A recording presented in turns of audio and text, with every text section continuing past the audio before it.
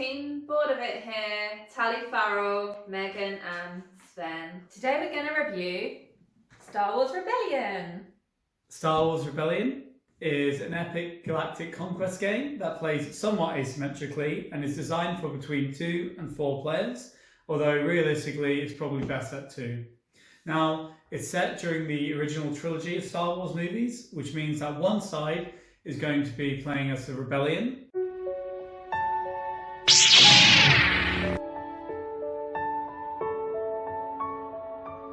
and the other side is going to be playing as the Galactic Empire.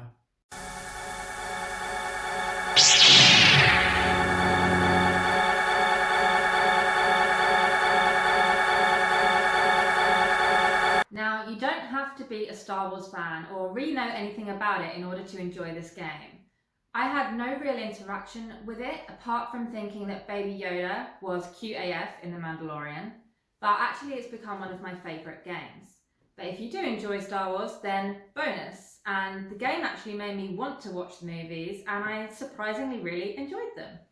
Now, if you're playing as a Rebellion, you're going to be completing secret missions, which give you points, and these points move the Rebellion tracker.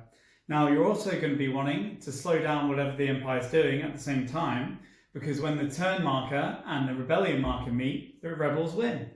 Meanwhile, the Empire has to find the Rebel base, which starts the game hidden, and destroy all troops there to win. This manifests itself as moving from planet to planet, kicking down the door each time and demanding to know if the Rebel secret base is here. It's not.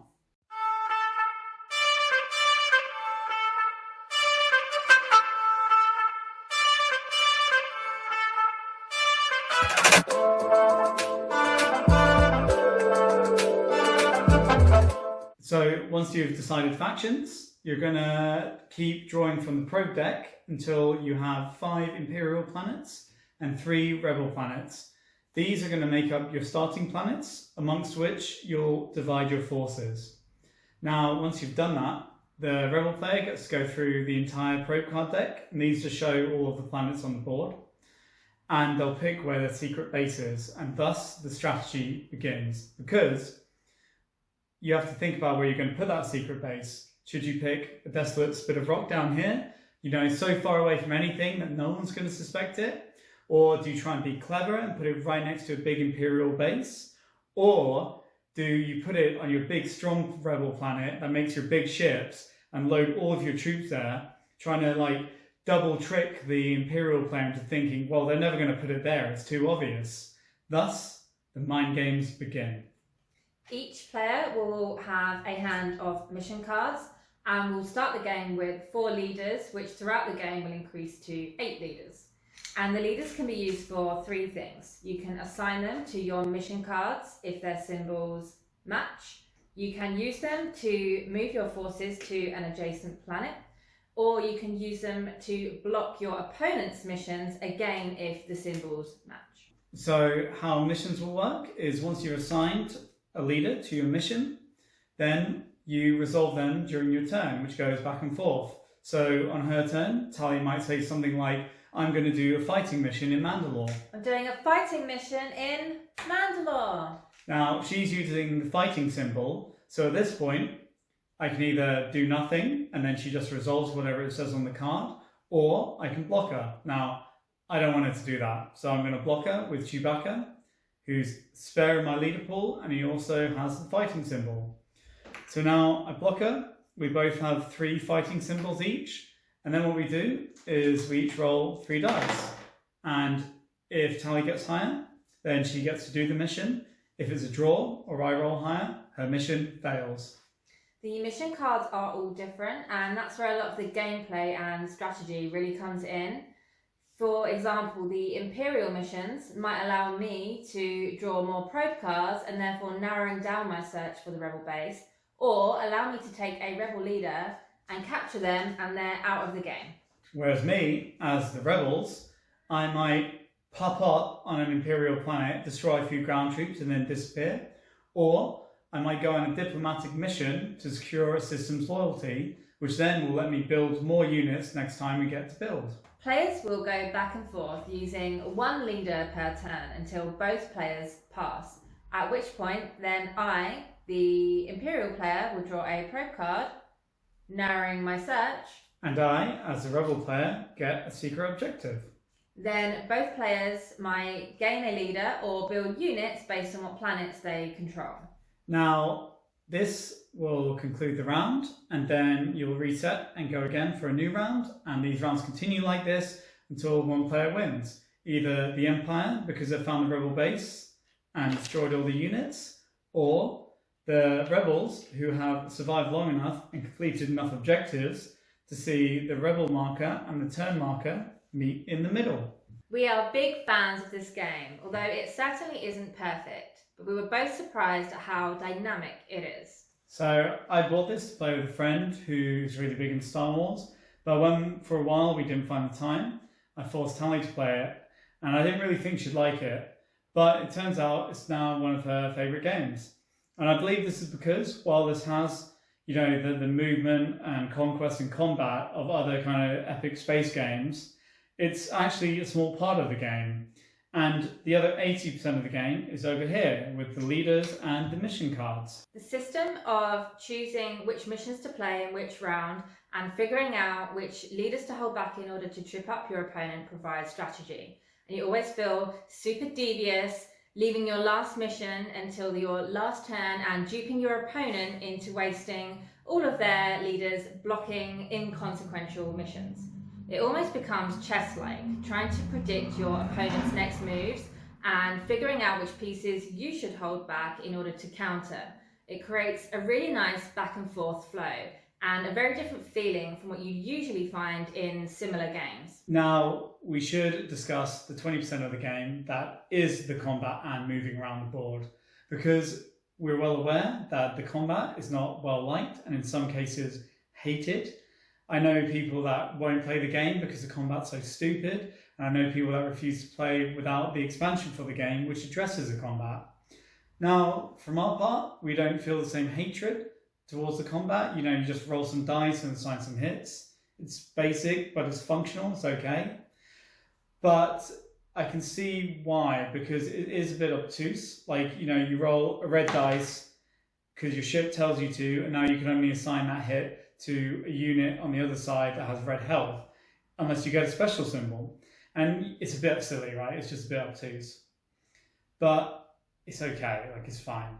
But what I think does make the combat stupid is these tactic cards, which are supposed to give you an edge in battle. But they're poorly defined in terms of when you're supposed to play them. And often you just want to play them in response to someone else playing one. So it creates this like chain effect where, you know, you'll assign your hits and 2 units go. And then someone will say, well, no, I'm blocking that, and put them back. And you say, okay, but I give you 2 hits from this card, and you move them away. And they say, okay, but I block 1 hit from that card.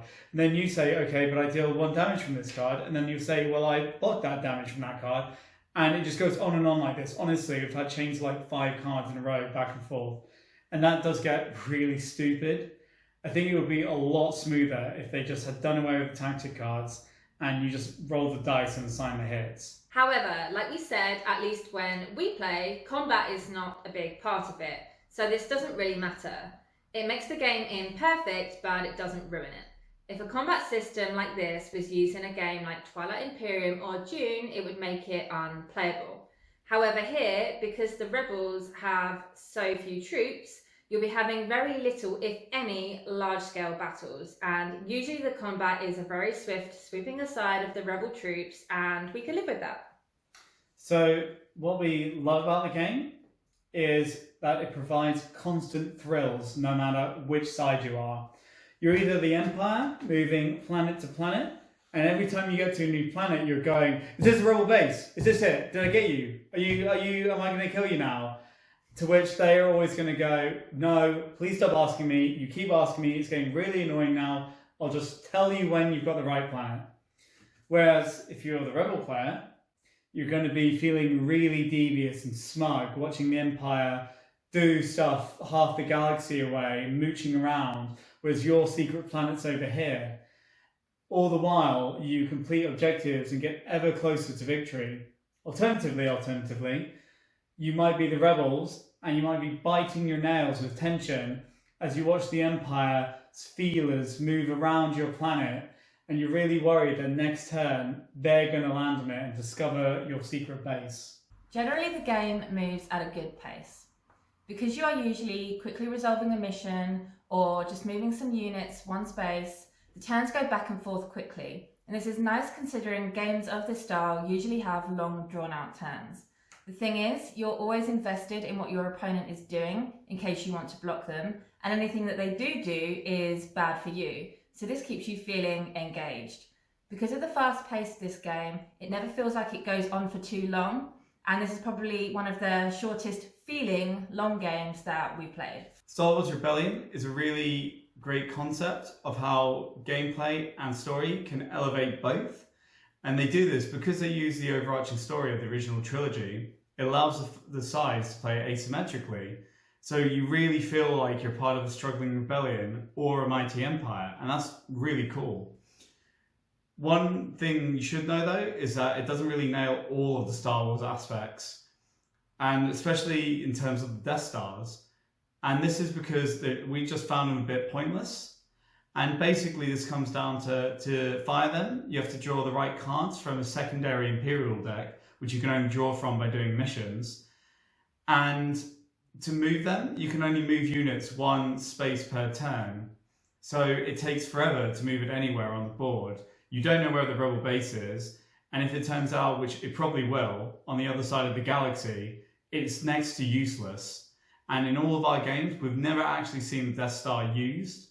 And that's kind of sad because it's such a cool thing. And they've almost kind of nerfed it. Now, we are a little divided on the price. Not that we think it's unfair, since quite obviously a lot of it goes on the hundreds of miniatures that you get. But many other big box expensive games also have a gameplay that matches the price, such as Twilight Imperium or On Mars. Here, the price doesn't quite match the gameplay.